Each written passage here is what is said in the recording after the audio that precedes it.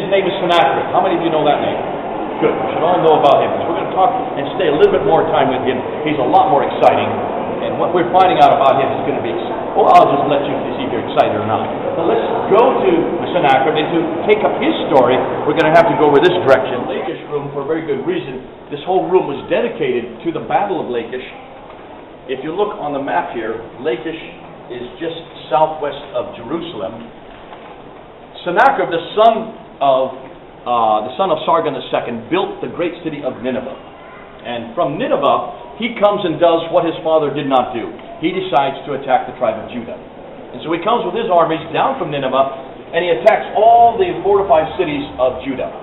The only two cities that are remaining are Lachish, which you see pictured here today. That's what it looks like today. It's just a mound in the desert. That's what artists would have thought it looked like back in the days that it was being attacked. And we're talking about 704 to 681. So we're talking about the beginning of the 7th century BC. This whole room has been dedicated to that battle. And what they would do, if you would start from the left here and work your way down to the right, you would see the battle being ensued. Over here, you can see some of the walls of Lachish. And here they are attacking the walls. And here you can see some of the Israelites being impaled on stakes alive. And then finally the battle is finally won, and then the elders of the city come and they give allegiance to Sennacherib sitting on his throne there on the right. So you follow the whole story on these pictographs, and this is how they would then tell their stories.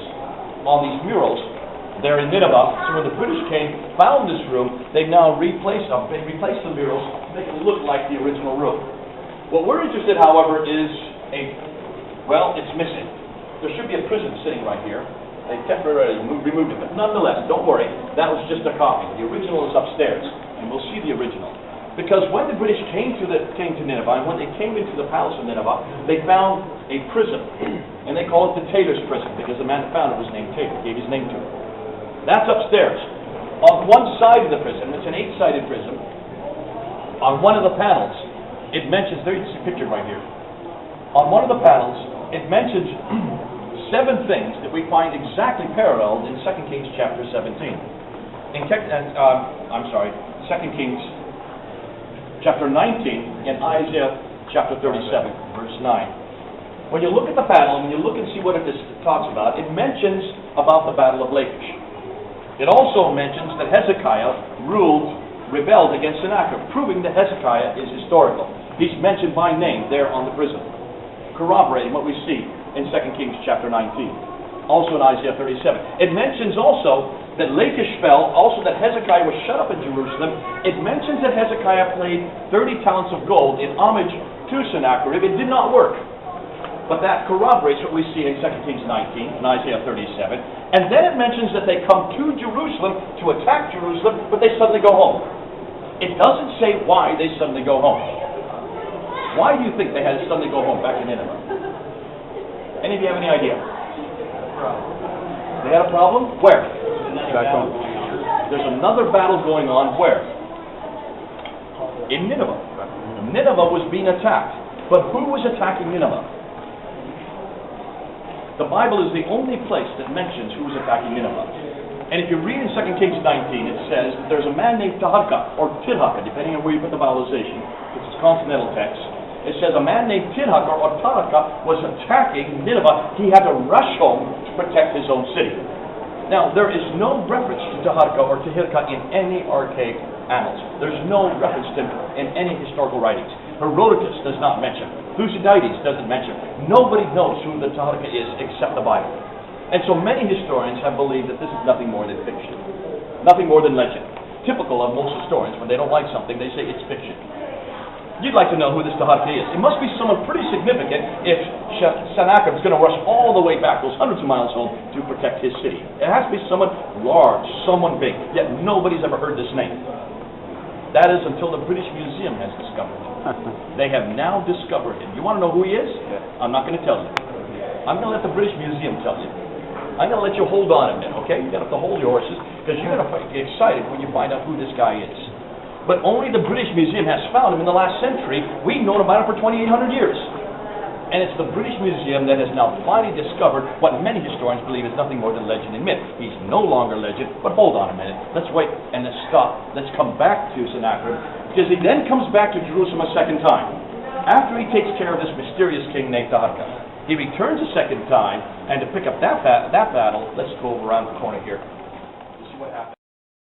Okay, we call this Hezekiah's mural. The British Museum doesn't call it that. The reason why is because it mentions Hezekiah once again. Again, second corroboration for the king Hezekiah. No one's in doubt that he's historical.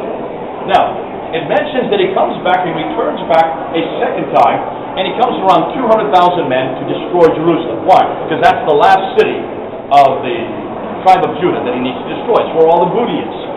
He comes, and then he suddenly goes home again. No reference to any city destroyed again. No reference to any king conquered.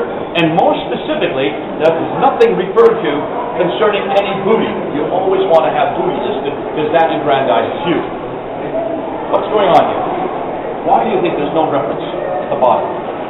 They couldn't conquer. Guess what? And why did he not take the city?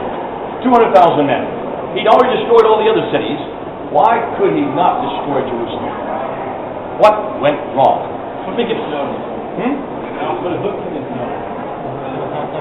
Put a hook in his nose. Is that a... Okay, there's something else happened. We're going to see it upstairs.